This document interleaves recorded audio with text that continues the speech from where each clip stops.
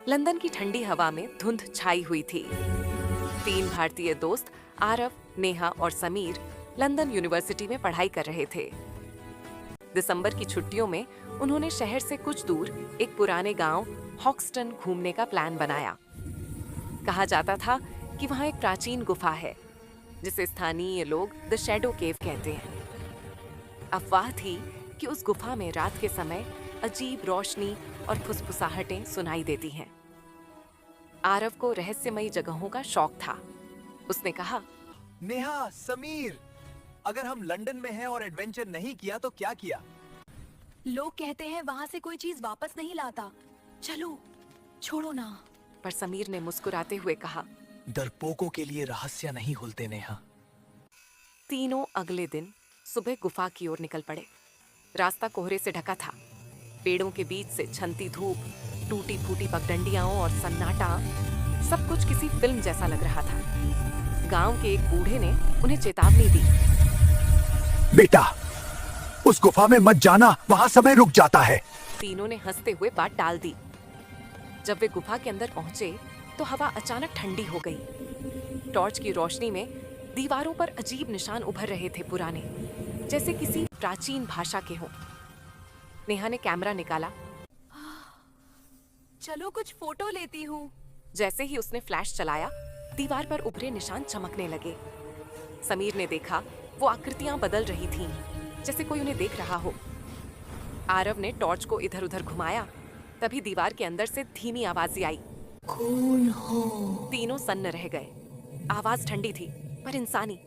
नेहा घबरा गई। चलो यहाँ से। आरव ने साहस दिखाते हुए कहा, रुको, शायद कोई अंदर फंसा है। वे और अंदर बढ़े। वहां पत्थर की एक मेज थी जिस पर एक काला बक्सा रखा था।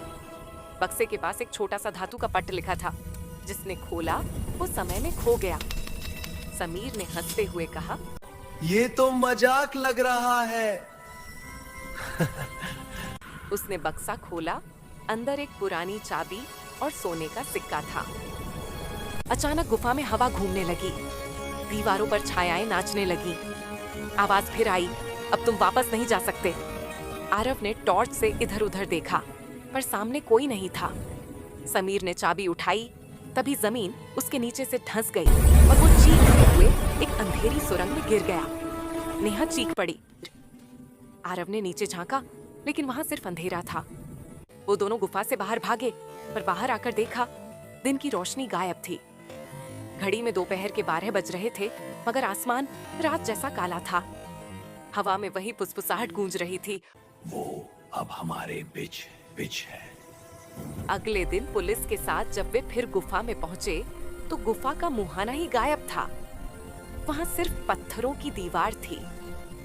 नेहा रो पड़ी। मैंने सब देखा था, वहाँ गुफा थी। समीर वही गिरा था। सब के भाव भी है। यहाँ तो सालों से कोई गुफा ही नहीं है। नेहा को यकीन नहीं हुआ। कुछ महीनों बाद जब वे लंदन लौटे तो एक दिन नेहा ने विश्वविद्यालय की लाइब्रेरी में एक पुरानी किताब देखी, लेजेंड्स ऑफ हॉक्सटन केव। उसमें एक तस्वीर थी 3 विद्यार्थियों की और तीसरे के चेहरे पर छाया पड़ी थी। तस्वीर के नीचे लिखा था, 1952, 3 भारतीय छात्र लापता, आखिरी बार गुफा के पास देखे गए। नेहा के हाथ कांप गए। आरव, ये तो हम हैं। आरव ने देखा तस्वीर में समीर मुस्कुरा रहा था पर उसके हाथ में वही काला बक्सा था। उसी रात नेहा ने आरव को फोन किया। आरव, मुझे लगता है कोई हमें देख रहा है। लाइन पर सिर्फ फुसफुसाहट सुनाई दी। अब तुम्हारी बारी। फोन कट गया और अगले दिन नेहा गायब थी। कहा जाता है लंदन की उस जगह अब भी धुंध में कभी कभी 3 परछाइयां दिखती हैं। एक टॉर्च लिए, एक कैमरा लिए और एक हाथ में काला बक्सा लिए। वीडियो को पूरा देखने के लिए धन्यवाद। वीडियो को लाइक एंड चैनल को सब्सक्राइब करना न भूले।